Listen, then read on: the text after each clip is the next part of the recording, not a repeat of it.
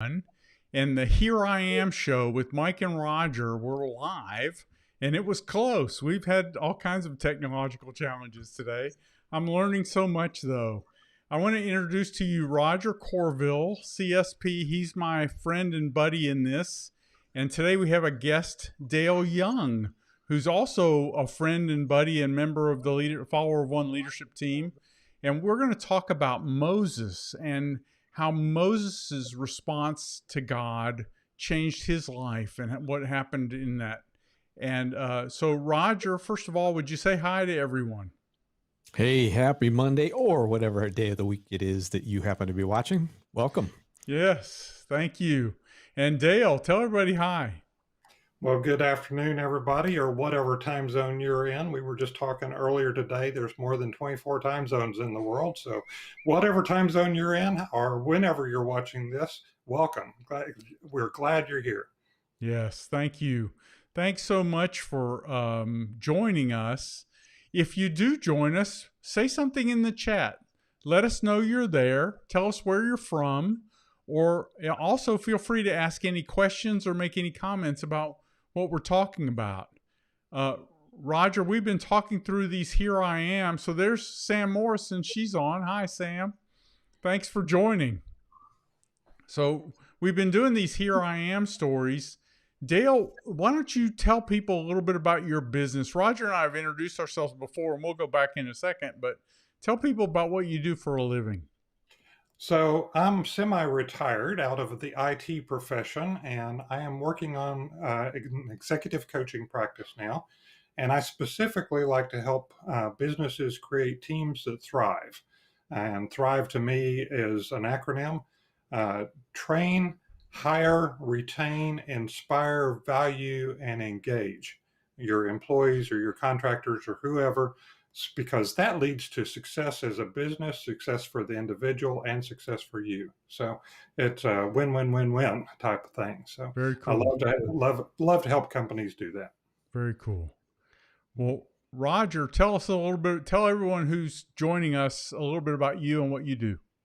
Well, for a long time, I've been in the tech world, helping people make virtual presentations, multiple time entrepreneur, but back in seminary, working on my doctorate, and love the intersection, love the mission of Follower of One, because we're all called to be on the field for Jesus. Yes. Not just Sunday morning, but Monday morning too. Yeah. Yeah, thanks. I'm grateful that you guys have joined us. Follower of One is an online community for those of you who are unaware. I see Norma Adams just joined us too. Hi, Norma. Thanks for joining. Follower of One is an online community designed to help marketplace Christians integrate their faith in their work full-time. And I've been working to launch Follower of One part-time and full-time for the last couple of years. It's just a passion of mine. So we talk about in Follower of One 5 daily activities, and the first one of those is pray. And the first prayer that I talk about is Here I Am. It's just telling God that we're available to be used by Him however He would like today. Reminding ourselves that we are on the field with Him at His command, and He's working in the lives of the people that we interact with. And we want to join Him in that. And Moses' story is a great story about that. Roger and I, and we've invited Dale into the conversation. We want to have guests join us, or panelists rather, join us for these conversations so that we can all learn together as we discover by studying the scripture, and we see how this applies to our daily life. So today, Roger, I'd like to start by asking you, can you give us a little bit of the background of this story and something that jumps out at you right away that we might want to talk about? This is like one of those stories that a lot of people have heard. I mean, unless you're brand new to the Jesus thing, you've probably heard this, you've seen this story in every, kid's Bible kind of thing. And it just 50,000 foot flyby. You'll remember that, Moses was, born and raised in Egypt and grew up in Pharaoh's household. And then he gets scared because he was jealous for his people and accidentally killed an Egyptian that was that was bullying somebody. And so he bails out of the country and goes to a place probably identified in your translation as Horeb, but also otherwise known as Mount Sinai. And as best I can tell, is 200 or 300 miles. So this was no small distance in terms of him getting out of Dodge. And it's while he is at this place that is sometimes referred to as the mountain of God, where God, there's this crazy story about him seeing a bush on fire, and he walks up going, "Hey, what's going on here?" And what unfolds from there is kind of cool. And the reason I bring up the familiarity is because it's always interesting that as you go back into a story, that you notice things you didn't notice before. Mm-hmm. Right. And for me, read through it several times in prep for today. And if there was one thing that kind of struck me just this morning, as God is identifying himself as the God of the ancestors of Israel, Jacob, Moses's forebears, Mm-hmm. Abraham, Isaac, Jacob, that the there is this expression of a desire to be with us.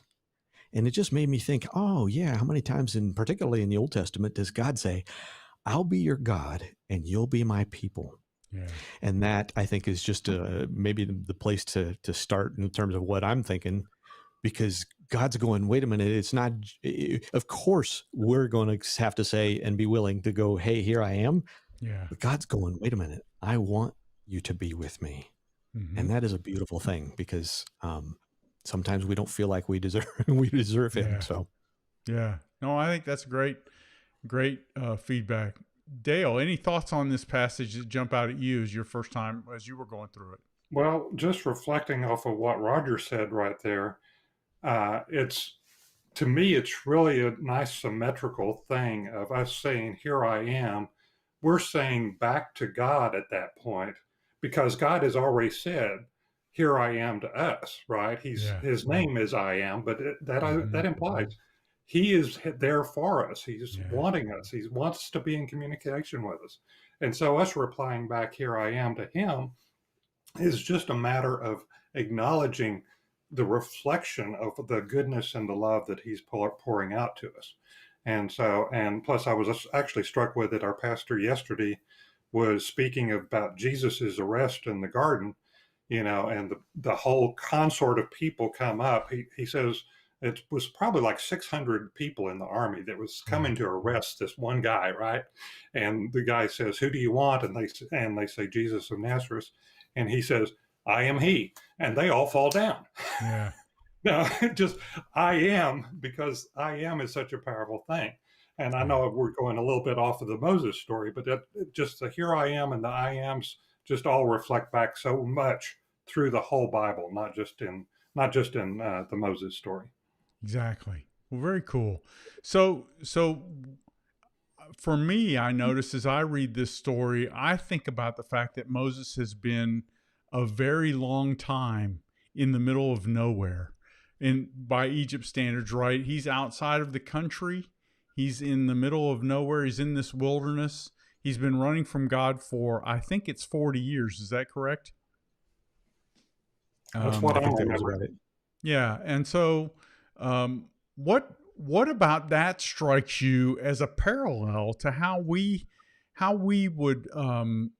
might see ourselves in the workplace, and God calling us? Does God call us in the workplace like that? Either one of you. Dale, go ahead, start. I think God calls us all the time. The question is, are we listening to his call? Are we paying attention to it? I know I came to Christ late.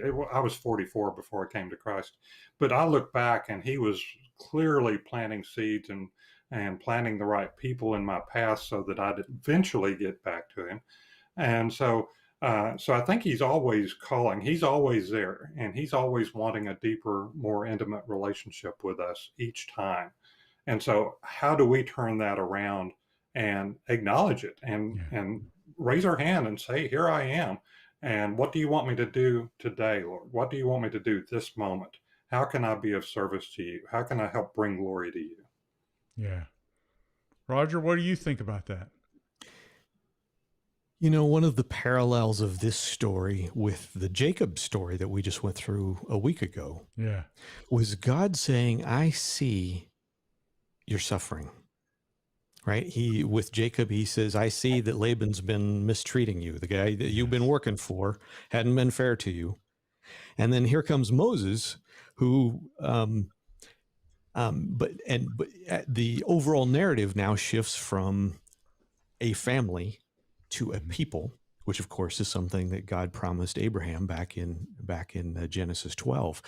But leading right up to, right at the very end of what we would think of as Exodus chapter 2, God says, I have seen your suffering and heard your anguish, and therefore I'm going to do something about it.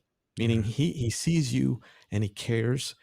And if there is something that to me is probably a good, an awesome place that touches down, it's in the little thing that happens right after that when Moses, and I'm sure we'll probably get to this, but Moses expresses doubt or uncertainty in more than once, right? And Yes. and you know, God's response isn't, "What, are you going to trust me?" Which is certainly part of what is, you know, core to the narrative, but God actually says, "I will be with you." But here's what I love: this whole thing took place outside, you know, way out in functionally in the wilderness, right? So even long before there was this promised land, which of course is still sometimes today by non-Christian religions looked at as the holy place, right? This is the holy piece of ground, and this was promised to our ancestors. No, it was promised to our ancestors. But interestingly, this incident where God says you're standing on holy ground, isn't part of any of that. No, it's out in the middle of nowhere. Yeah. So this might be a little bit of a stretch, so take it with a grain of salt, but I think sometimes we think of church on Sunday morning as church instead of going, well, yeah, actually it's wherever you happen to be. Well, yeah, I agree. So Dale, that's a great conversation point too, right? What about the proximity of this, where this happens, strikes you as being noteworthy? The proximity of it, to me, the place. Well, I guess I'm going to bring it to a personal level here.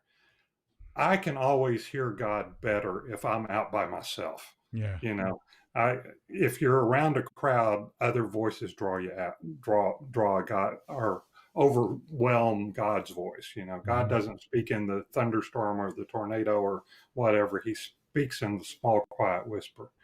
And so if we don't carve out time as people to actually find a place and get still, be still and know that I am God type of thing, you're not going to really hear his voice very well.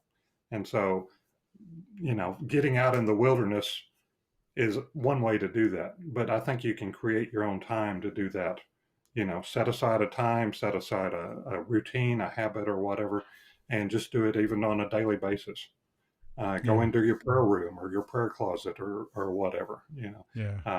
Yeah.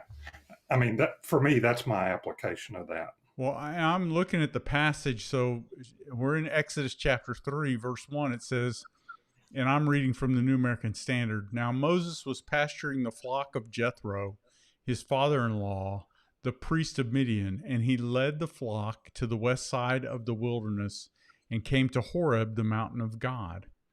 And so he's working, right? I think sometimes we put a lot of stake in quiet times, but I believe in this particular case, you know, he's working, but he's doing what he's been doing. This is my understanding now. I don't have the verses handy enough, but I believe he's almost 80.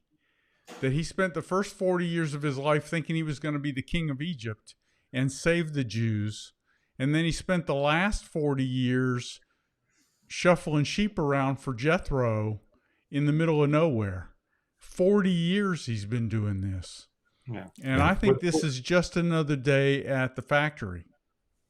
Yeah, with not a lot of room for advancement if you were in that job. Exactly. Well, and you're 80 years old, so even if you had the energy to get advanced, it would have been 20 years ago or something, right? So, one of the things that strikes me the most about this passage, and I'd love to get you guys' thoughts on it too. I see how, Moses, he tried what he thought God wanted him to do for the first half of his life.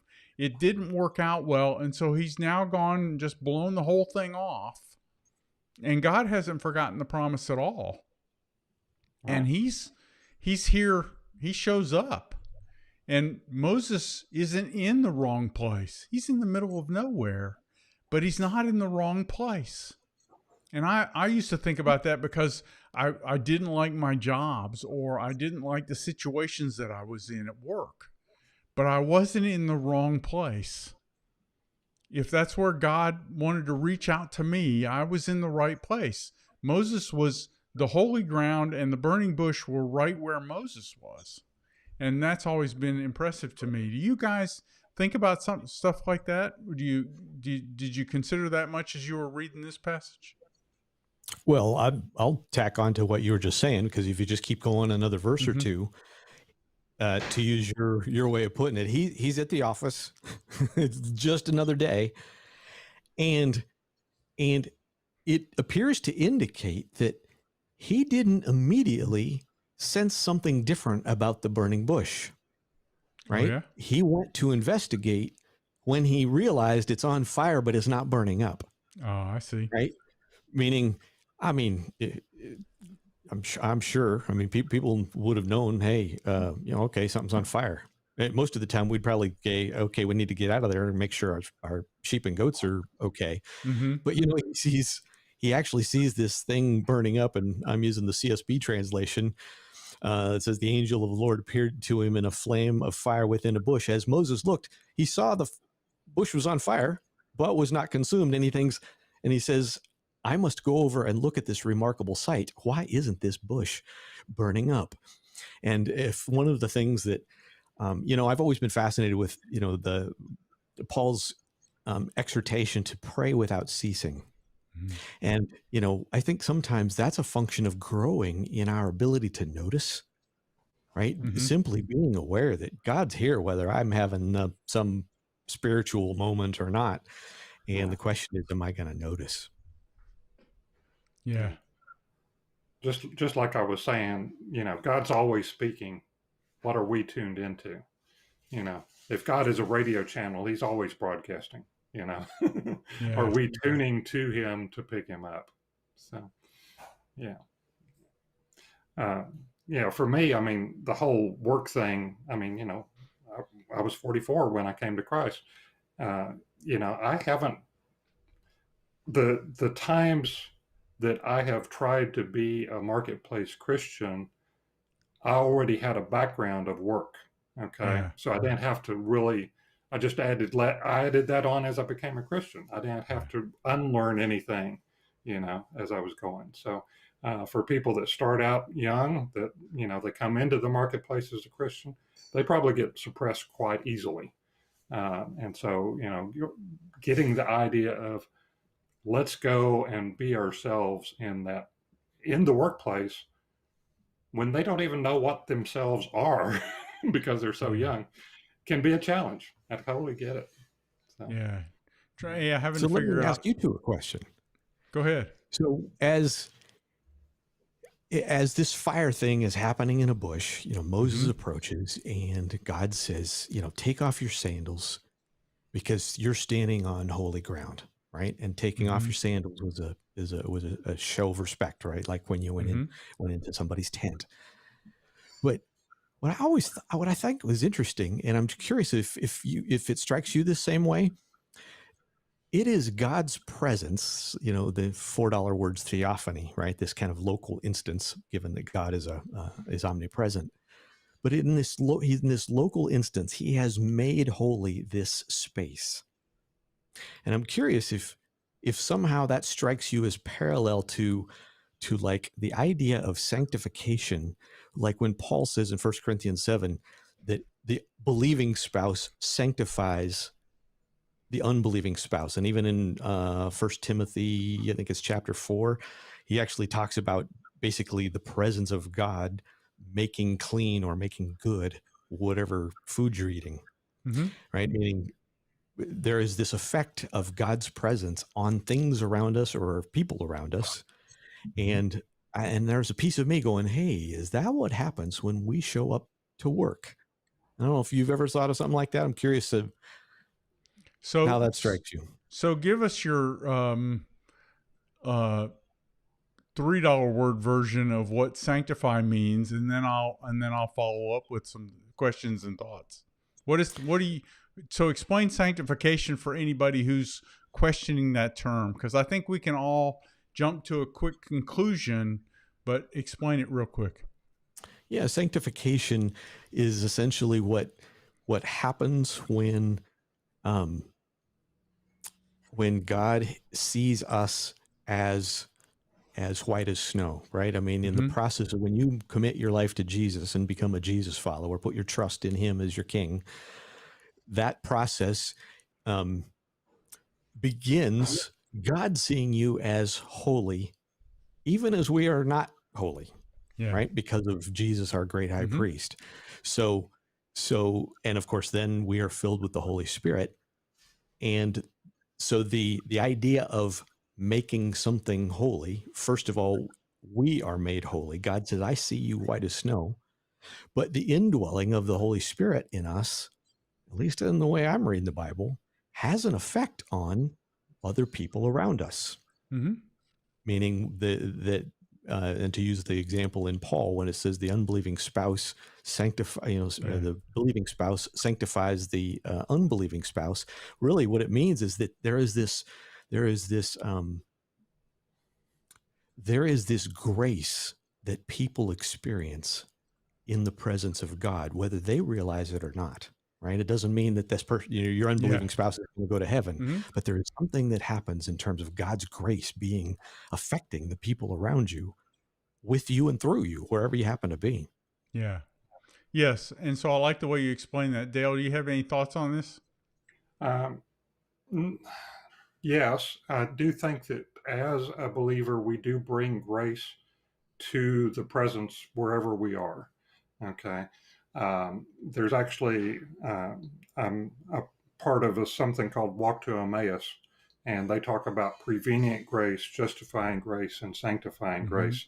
Prevenient grace being the grace that is extended before you ever confess that you were a believer or before you ever come to Christ.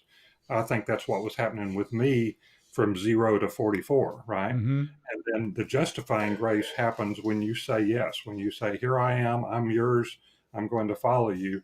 That's the justifying part. And then the sanctifying part is whatever happens after that, up until you actually go to heaven and are glorified. Yeah. So, so that sanctification process, by bringing ourselves to the marketplace or to whatever situation, the unbelieving spouse or whatever, we are helping to sanctify ourselves, but we're also helping to be prevenient grace for those unbelievers or whatever. So we're bringing grace wherever. And that's how people come. I mean, it's like you say, Mike, anywhere you are, bring somebody one notch closer to Jesus, right? Yeah. So, yeah.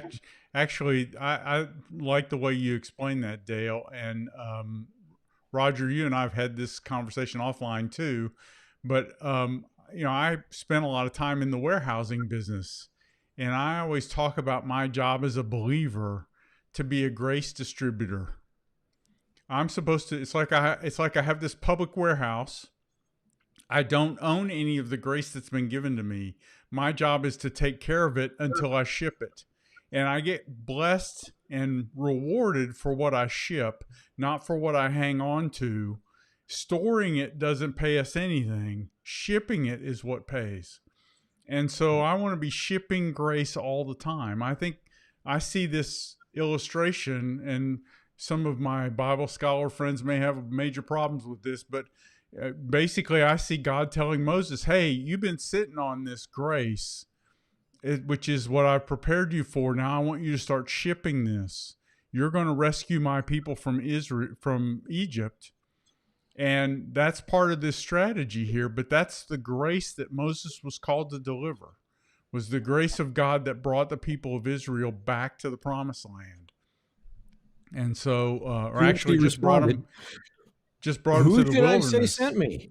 What if the king doesn't pay attention to what I say? Yeah. Well, and that's all Moses' objections, right? We could read that and see those as the callings, the challenges that we have many times when we hear those voices in our head telling us not to serve someone or not to go out of our way to live like we follow Jesus in our workplace.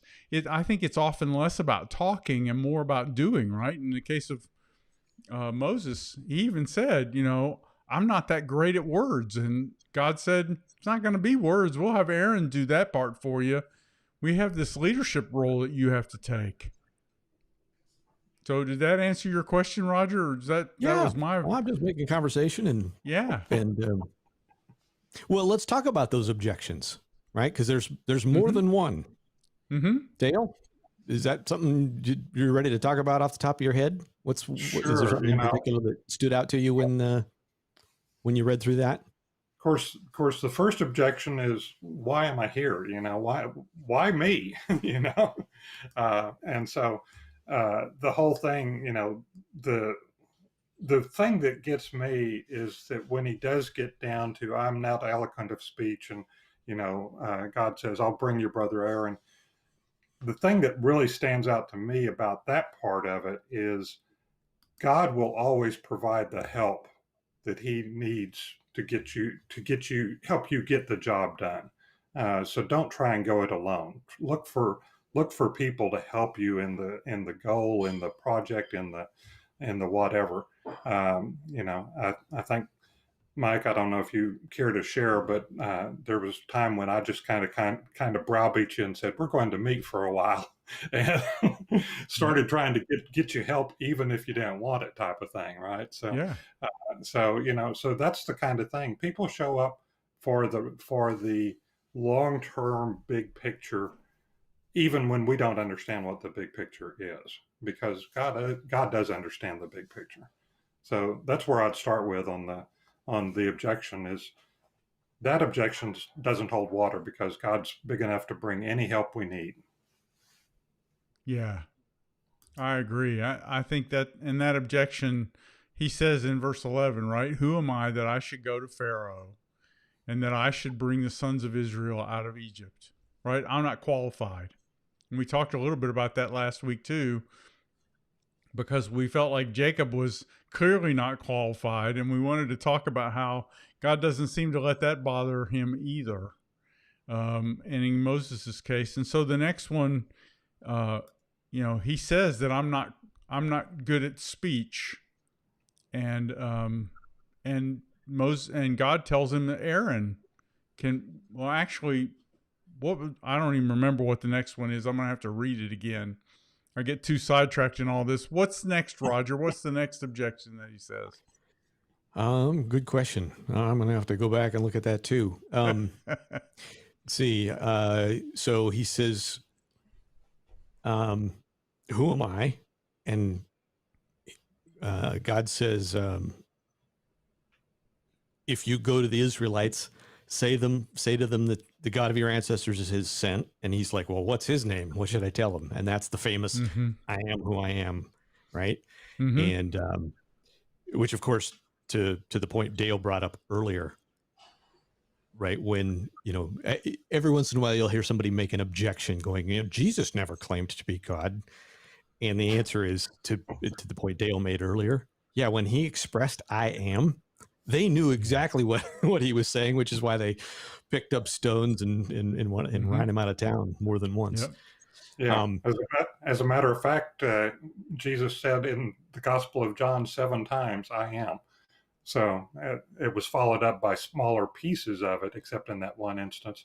But he has 7 famous I am statements just in the Gospel of John, much less any of the others. So yeah, that one doesn't hold water with these people either. So let me make one other point about that whole I am thing. Sure. God is speaking about him, identifies himself in a tense of yesterday, today, and forever, right? The way that God is expressing himself is eternal. Mm-hmm. And I think one of the super powerful things is, in the ancient Near East is that, all of the gods, which were very most likely demons or influenced thereby, they each had specific domains. And yet God says, wait a minute. I am the thing. I am the eternally pre-existent one.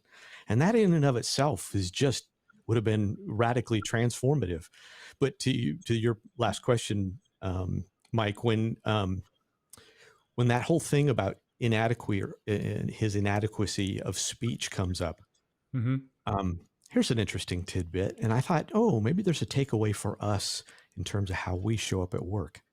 One of the things that I learned about this was that when he said, I am not good of speaking, Mm-hmm. may or may not actually have meant that the guy didn't have any eloquence. And I went, oh, interesting, because that's a way I think we all will think about that, including me. Mm-hmm. Because he was educated at the foot of Pharaoh in one of the couple most powerful nations on earth, right? He had access to, at very least, some of the most amazing education anywhere. Mm-hmm.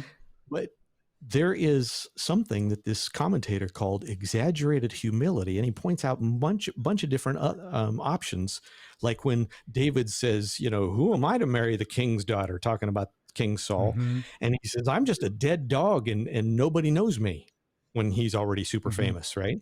And that was an expression in the ancient Near East of exaggerated humility, was actually a way of asking for help. Yeah. And so then, of course, God delivers and says, hey, here's Aaron. But I guess my one question that I would kick back to each of you, was there anything kind of in the overall sense of the story that gave you a head scratch? Like, oh, wait a minute, that's kind of weird. Should we talk about something like that? Because, God's stories don't always make sense to us here 3,000 years later or 4,000 years later. Dale, do you have anything? I guess part of my issue is I read the story so much, I'm not sure if I have a head scratch now. Yeah. So I'll pass on that one. So for me, and I'm not too sure this is a scratchable thing. I'm struck by how God works all the time. Why do it this way? We see it all working out, and we see all these miracles happening, and we see the whole story of the plagues and everything else. Why do it this way? I see how it fits into the overall story, but I still think, man, this is amazing to me. I'm blown away all the time at how I see God work. And so this whole issue with Moses, I'm struck by the fact that God came to get him. Now, there is no going for God, right? We're all in him. But I'm also struck by how Moses now pushes back from something that he tried to do 40 years ago. And he didn't say, well, it's about time. He said, I'm not the guy. It's like he's resigned himself to the fact that he's not supposed to be the guy. But he was told, and he knew better when he was younger. And it's like, no, the ship's passed. I'm not your guy.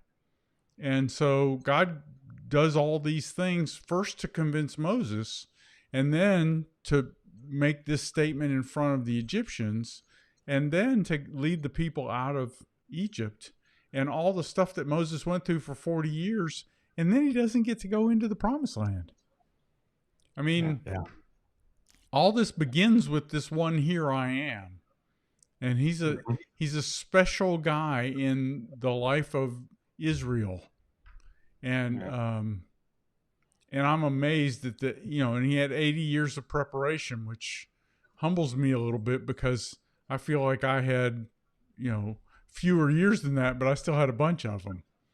And so there's always somebody who's got it harder, right? You You can't say, "Oh, well, I'm the worst there ever was at anything."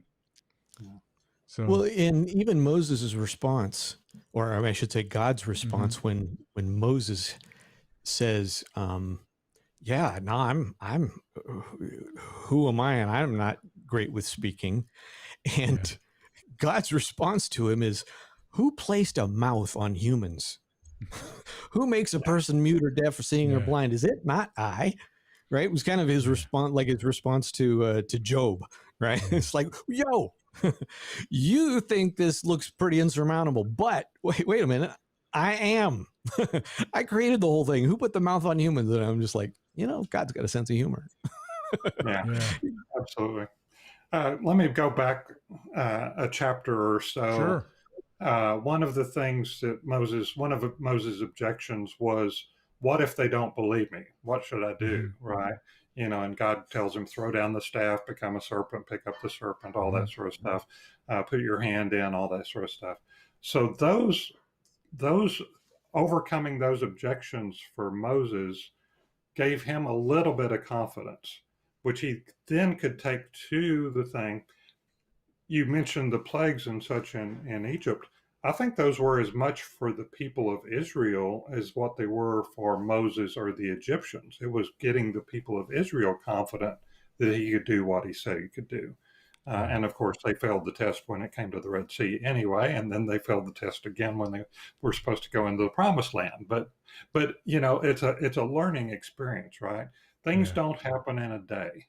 You have to build up to them. You have to stick with it. You have to have some perseverance and some I'm going to go ahead and get through this type of thing. And part of that is having faith in God that He's going to do it in His timing. I think you guys know about my recent marriage. After many years of divorced life, and the single life, I'm now recently married, and it's wonderful. So, and part of that was that I felt like I just had faith in God that He'd bring the right person at the right time. Yeah. So, yeah, that's where I am on some of that. Is things happen for many reasons that we don't understand, but it's for a bigger audience than just ourselves. Yeah. And for anyone who's been listening to this, wondering what we're talking about, Dale jumped forward and I have jumped forward into chapter 4 because that's where some of this other back and forth goes. This interaction between Moses and God goes for a while. So he says in 4:1, they will not believe me or listen to what I say. And God goes through and explains some of these things to him and tells him about Aaron. And God, if you read this carefully, makes several promises through all this too about what He's going to do and how He's going to do this. And we titled this "The 3 Things That We Learn from Moses." One of the things that I learned is this is God's deal; it's not mine, and He's doing it His way. Right? He has the power, and He will make His things come about. So often I judge what He's doing by my idea of what I'd like Him to do. And then I start jumping to conclusions about that. Do you guys ever have anything like that? Do you do that? And what can we learn from this story that might help us in that regard? I'll throw out one other thing. That struck me. Even after this amazing experience, seeing this bush that didn't burn up and God going, yo, I'm the creator of the universe. There was repeated moments of doubt, right? And you get down a little later in chapter 4, and Moses then again says, Lord, please send someone else. Mm-hmm.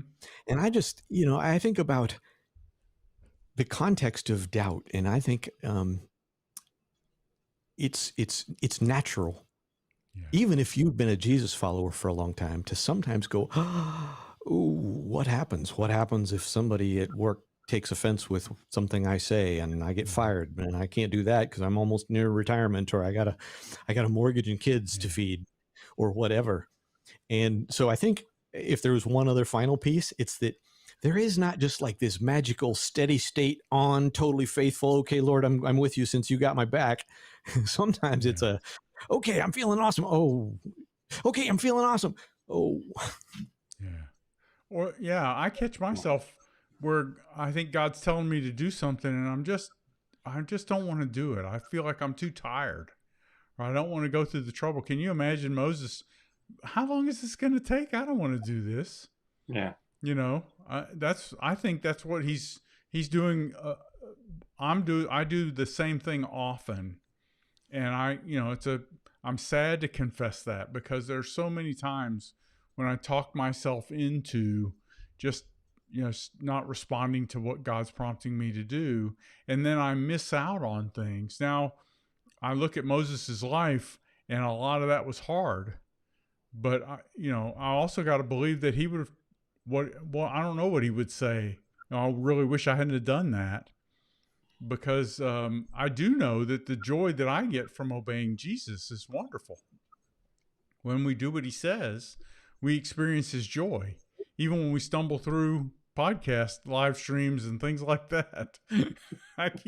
Roger's been on me. I keep calling this a podcast because I podcasted for a year and a half.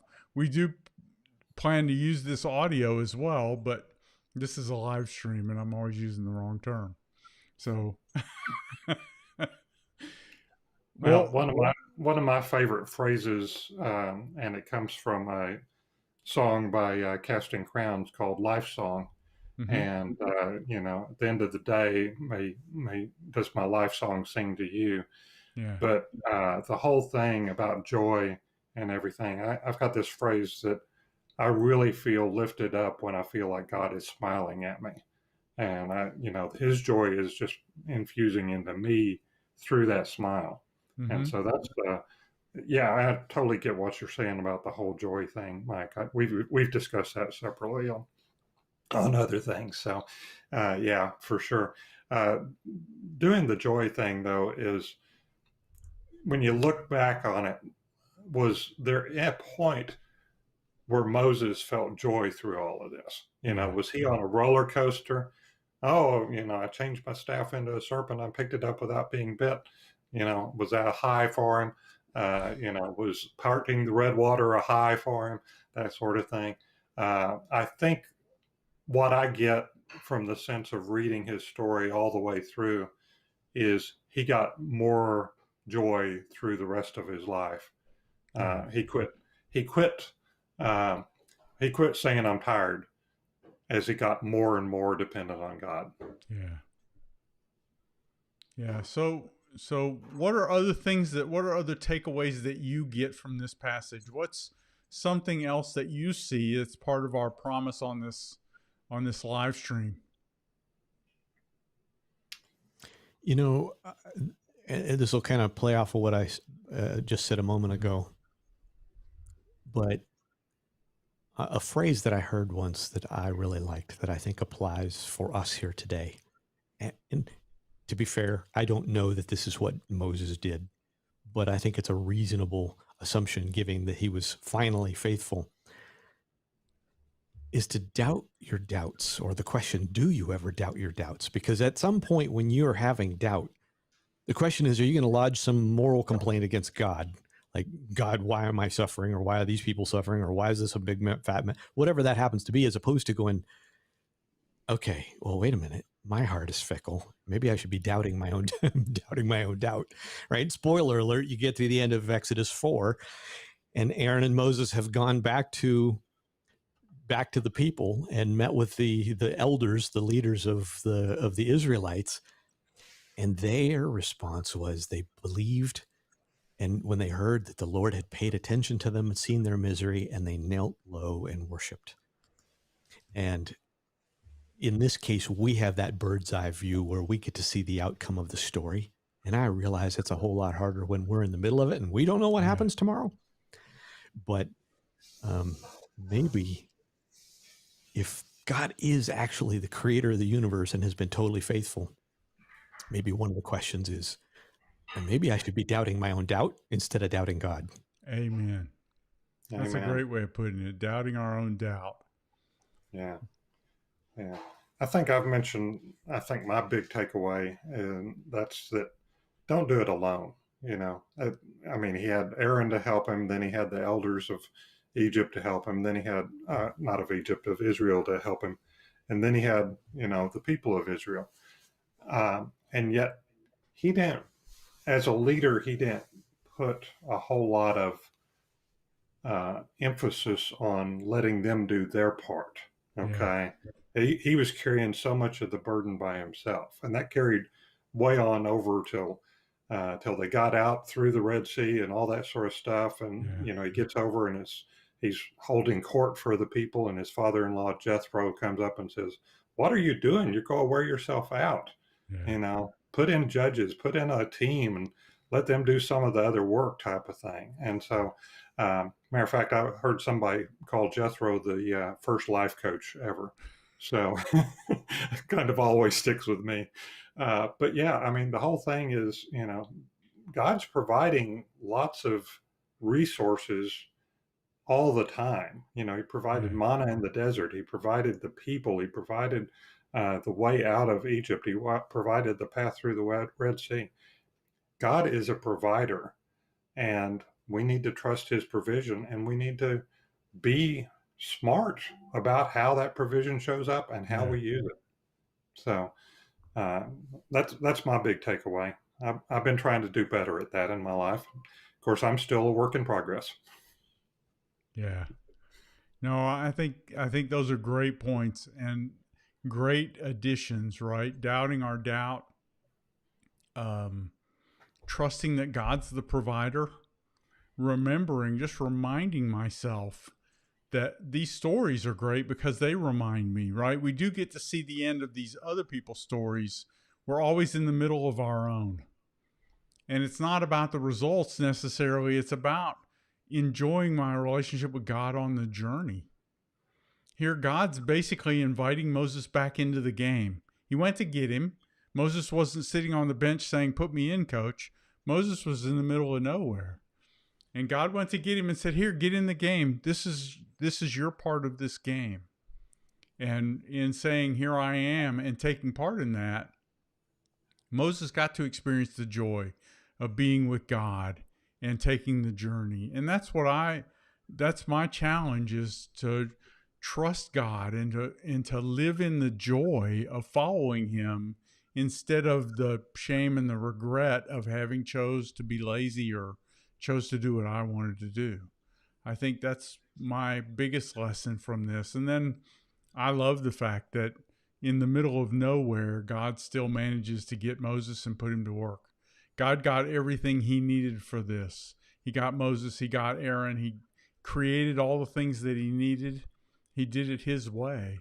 To me, that just blows my mind that we get to live in a relationship with him doing that. Kind of parallel to that. Yeah. I realize that trusting God is not always so easy. But being a God who speaks, right? Spoke the word, spoke the universe into existence, made it a point by the inspiration of the Holy Spirit to inspire a set of scriptures through which he still speaks to us. In Mark, and I think Luke as well, there's a story where Jesus is confronted by the Sadducees who say there is no resurrection. Mm-hmm. And I think this has always just kind of struck me, because in this, this relates to this particular passage, right? The Sadducees was kind of the wealthy class, politically active, kind of one of the groups like the Pharisees, but they only accepted what we call the Pentateuch, the first 5 books of the Bible. They only accepted that as authoritative, and they didn't believe in the resurrection. And interestingly, Jesus not only quotes their own scripture back to them going, "You don't get it, even in your own scriptures," right? He says, "As for the dead being raised, have you not read in the book of Moses, in the passage about the bush, how God spoke to him saying, 'I am the God of Abraham, Isaac, and Jacob.' He's not the God of the dead, but of the living." Yes. And in so doing, even there, Jesus affirms the historicity and veracity of the Old Testament. And there's a piece of me that just going, hey, parallel to this, one of my questions might be, where and how do you plan to just fill your soul with God's living words, even sometimes when it seems weird, even sometimes when it's, it doesn't make sense, because there's parts that don't make sense. And then the question is, okay, well, God's a little bigger than my brain. Am I going to force him into my box, or am I going to say, Lord, I don't understand this. I want to trust you. I want to trust what I'm reading right here. And I think whether it's that or a few yahoos on a YouTube live stream, if you're listening to this right now, good on you for just, in a way, sitting at Jesus' feet and going, Lord, how would you speak to me? Yes. Yeah. Yeah. And part of that is hanging around a community of people that do that. So I'll jump ahead on Mike here and invite you to the Follower of One community, community.followerofone.org. Come join us, and we have discussion groups. We have all kinds of other things. And we've got a marketplace mission trip coming up, right, Mark? Right, Mike? Yeah, there's always another marketplace mission trip coming up. You guys are doing good in all this stuff. But yes, we the online community.followerone.org is where we do these mission trips, and we do the things necessary to help ourselves not get so isolated that we just drift away. It's designed to help us kind of keep our faith moving up and to the right. And I think what the angel of the Lord is doing in this interaction with Moses is challenging him to get back in the game and start his spiritual life moving up and to the right again. And we hope that that's what happens to you as well, and to us. We want to keep moving up and to the right with our faith. We want to keep growing one notch closer to God, because that's where we experience joy. I'm grateful to both of you guys for being on this live stream today. Anything else you want to add for as a final kind of a going away thing to folks before I challenge them to subscribe to our channel and to click the notify button so that you get reminded when we're going live, assuming that I schedule them like I didn't do for this one. So any last words? I'll throw out one thing. Yeah. We would actually be delighted to pray for you. Yes. Join the community. It's just that was easy. That easy. And but believe it or not, some complete stranger like me and Mike and Dale would pray for you if you want to just connect with us either in community or even just privately. Let us know how to pray for you. Yeah, thanks Absolutely. for having me. Yeah, and as I've said several times, don't do it alone. God is a God of community, just in the Trinity, and He has designed us as humans to live in community.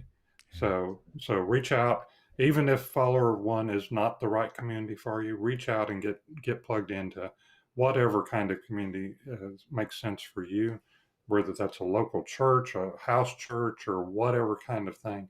Get around other believers, because that's where you grow, and that's where you get challenged, and that's where you learn, and that's where you learn about God in particular, because God is a God of community. Yeah. Thank you, guys. I'm very excited.